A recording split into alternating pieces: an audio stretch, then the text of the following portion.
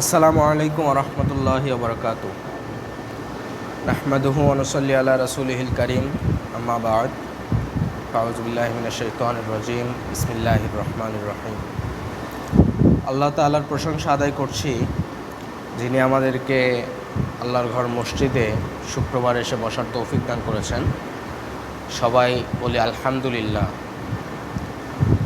দরুদ ও সালাম প্রেরণ করছি বিশ্ব মানবতার মুক্তির দূত খাতামুন নবী রাহমাতাল লিল আলামিন, যার দেখানো পথে আমরা নিজেদের জীবনকে গড়ার চেষ্টা করি, যার দেখানো সাচে আমরা আমাদের পথ চলাকে ডিফাইন করি, সেই মহান নবী পাকের রওজা মুবারকে সবাই একবার দরুদ ও সালাম প্রেরণ করি। সবাই বলি সাল্লাল্লাহু আলাইহি ওয়াসাল্লাম।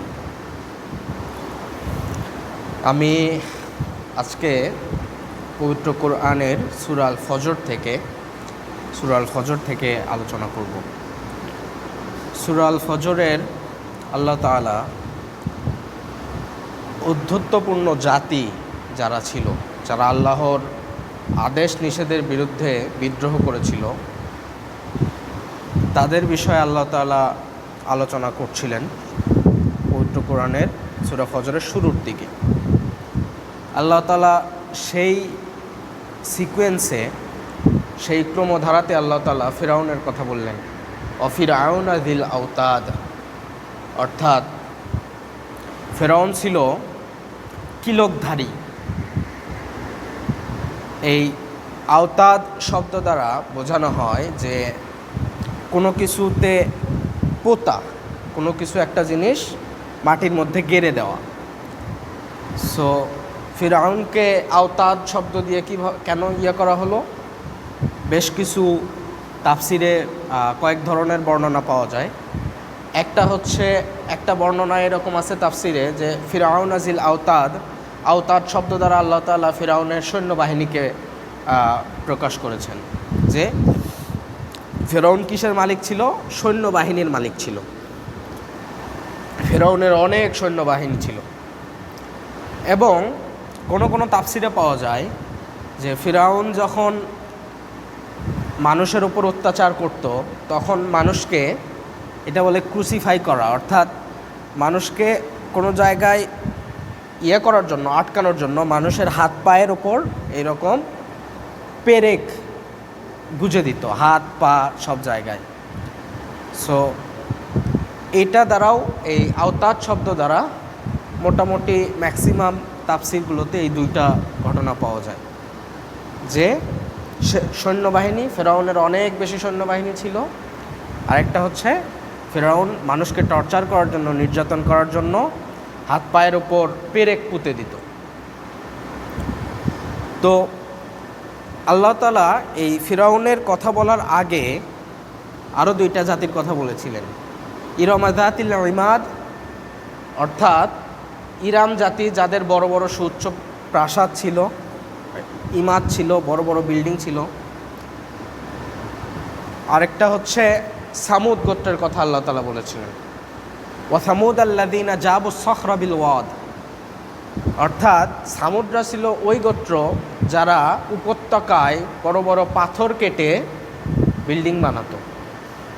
তো তিনটা জাতির তিন ধরনের ক্যারেক্টারিস্টিক্স আল্লাহ তাআলা বলতেছেন, বৈশিষ্ট্য আল্লাহ তাআলা বলতেছেন। যে ইরম যাতিল ইমাদ, যে ইরাম জাতির বড় বড় প্রাসাদ ছিল।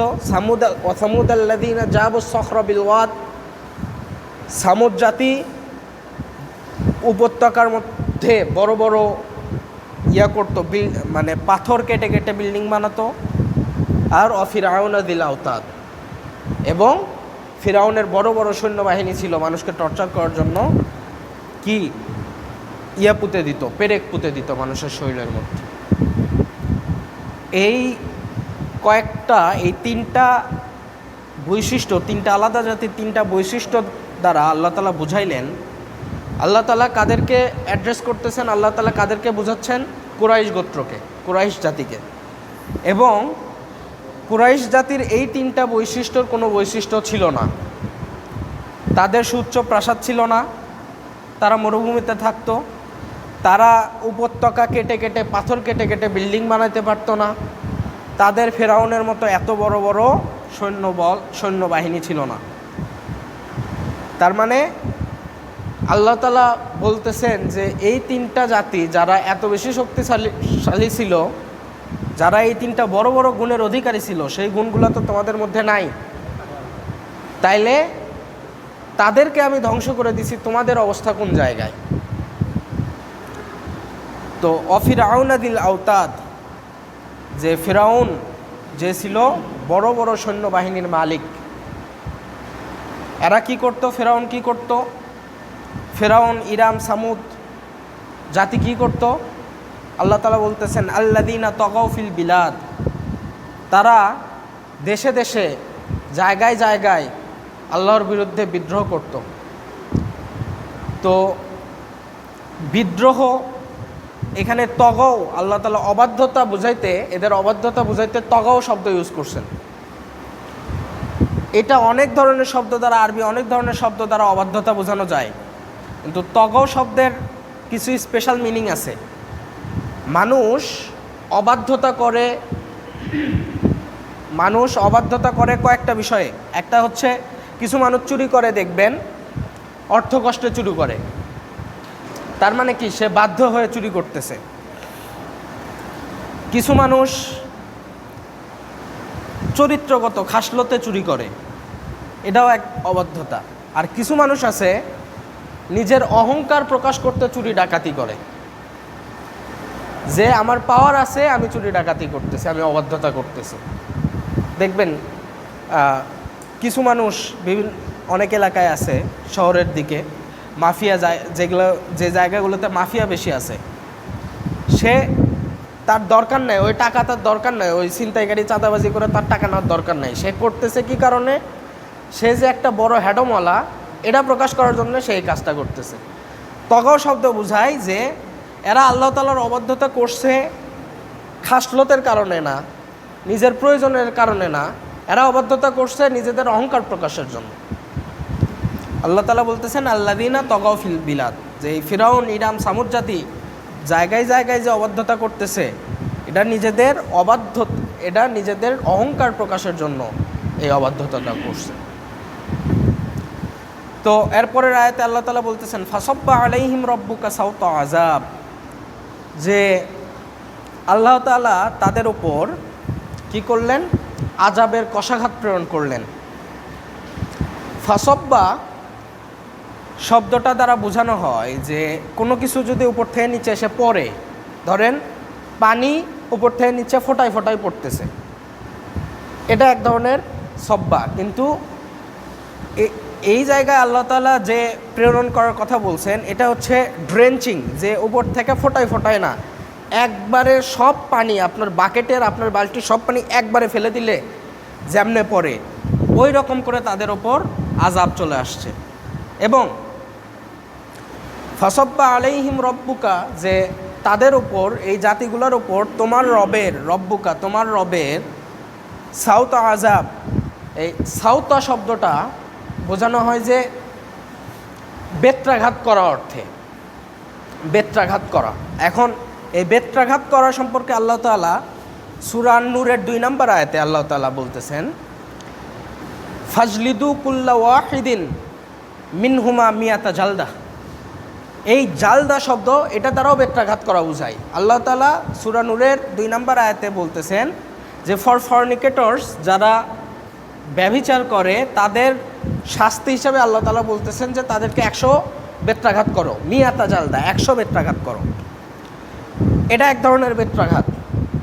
আর ফাসাব্বা আলাইহিম রব্বুকা সাওতা আযাব, এই সাওতা দ্বারা বোঝানো হয় লেদার হুইপ, যে আপনি যে বেত দিয়ে মারতেছেন সেটা হচ্ছে চামড়ার বেত দিয়ে।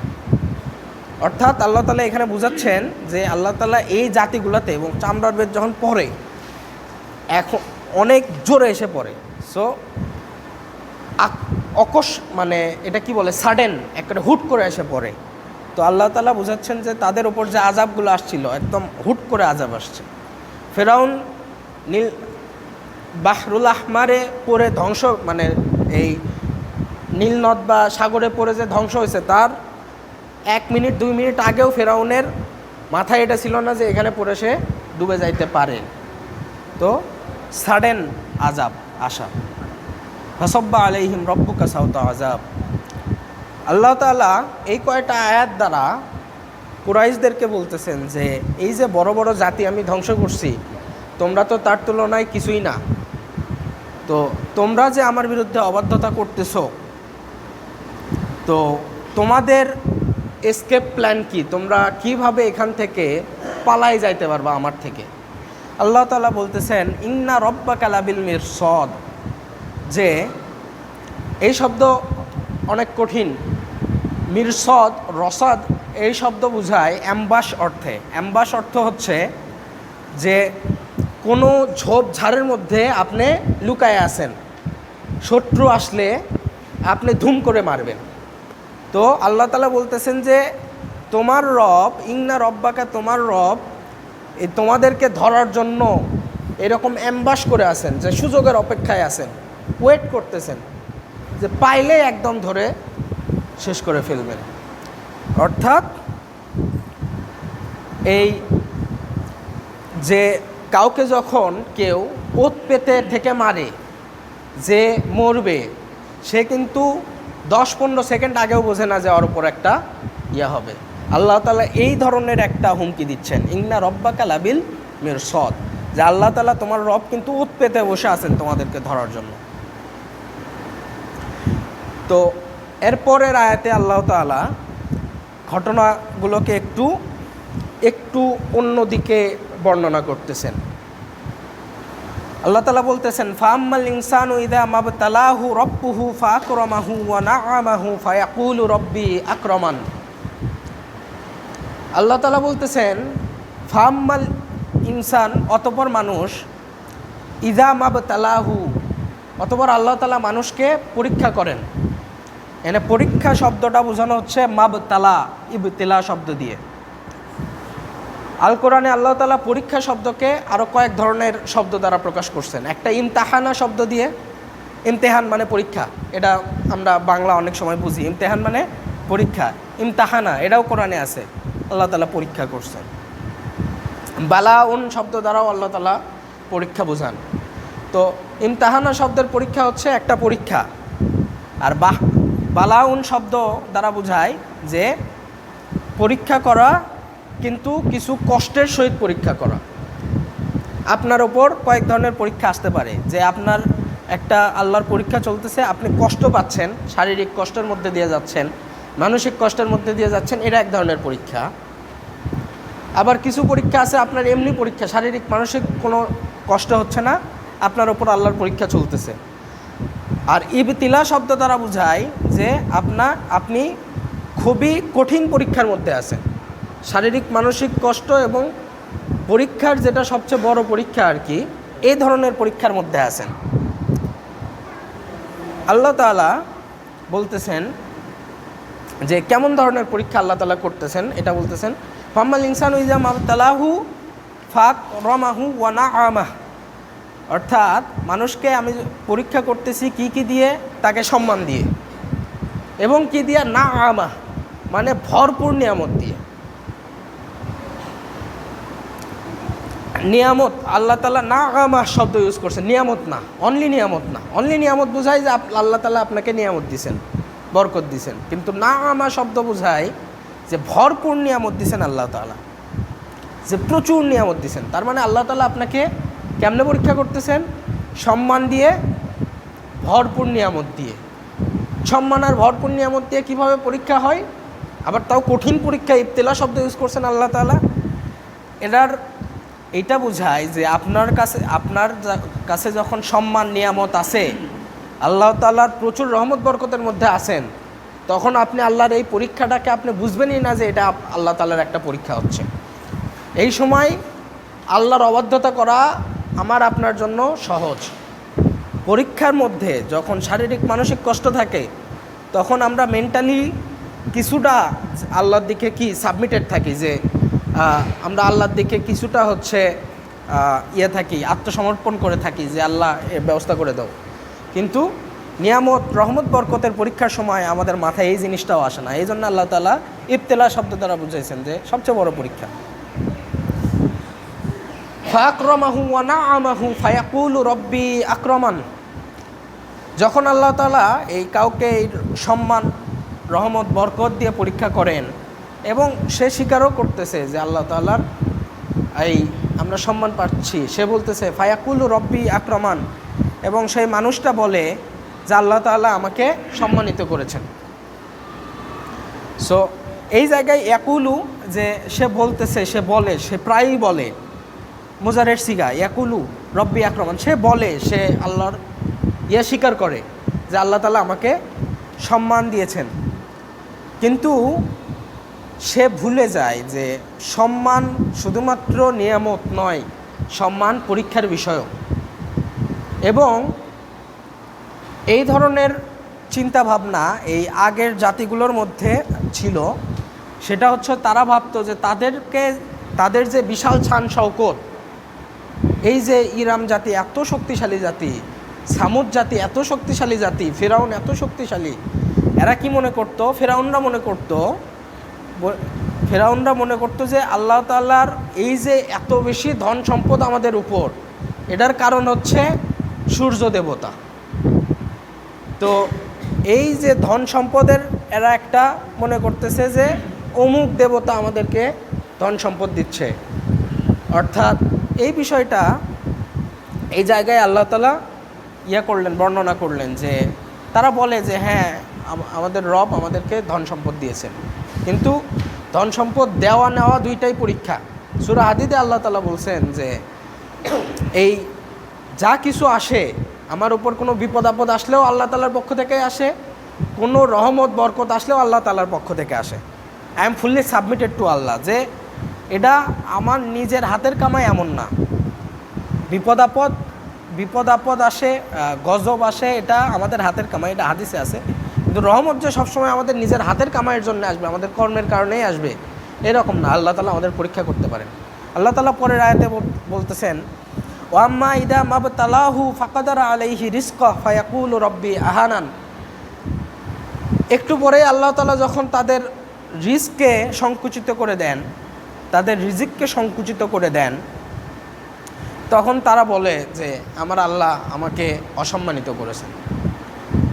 অর্থাৎ একটু আগে যখন আল্লাহ তাআলা রহমত বরকত দিলেন, হ্যাঁ আল্লাহ আমাকে অনেক কিছু দিছেন, একটু পরেই কৃতজ্ঞতা স্বীকার করতেছে না যে আল্লাহ আমাকে কী করছেন, আল্লাহ আমাকে অসম্মানিত করছেন। তো সময় নাই, আমি কনক্লুশন এইভাবে টানি যে এই বিষয়টা দিয়ে আল্লাহ তাআলা, এই দুই আয়াত দিয়ে আল্লাহ তাআলা আমাদেরকে বোঝাচ্ছেন যে এই রহমত বরকত, পরীক্ষা, রিজিক সংকুচিত হয়ে যাওয়া সব কিছু আমাদের আগে থেকেই লেখা আছে, এবং আল্লাহর প্রতি আমাদের পরিপূর্ণ আত্মসমর্পণ করে থাকতে হবে, এবং আল্লাহর প্রতি তাওয়াক্কুল, আল্লাহর প্রতি ভরসা আমাদের অন্তরে পরিপূর্ণ থাকতে হবে। আল্লাহ তাআলা আমাদেরকে যে কয়টি আয়াত আমরা পড়েছি, শুনেছি, খুবই কনসাইজ কমেন্ট্রি, খুবই সংক্ষিপ্ত আলোচনা, এই আলোচনা থেকে আল্লাহ তাআলা আমাদেরকে শিক্ষা নেওয়ার তৌফিক দান করুন। আল্লাহ তাআলা আমাকে, আপনাকে, সকলকে আমল করার তৌফিক দান করুন। ওয়া আখিরু দাওয়ানা আলহামদুলিল্লাহি রাব্বিল আলামিন। আসসালামু আলাইকুম।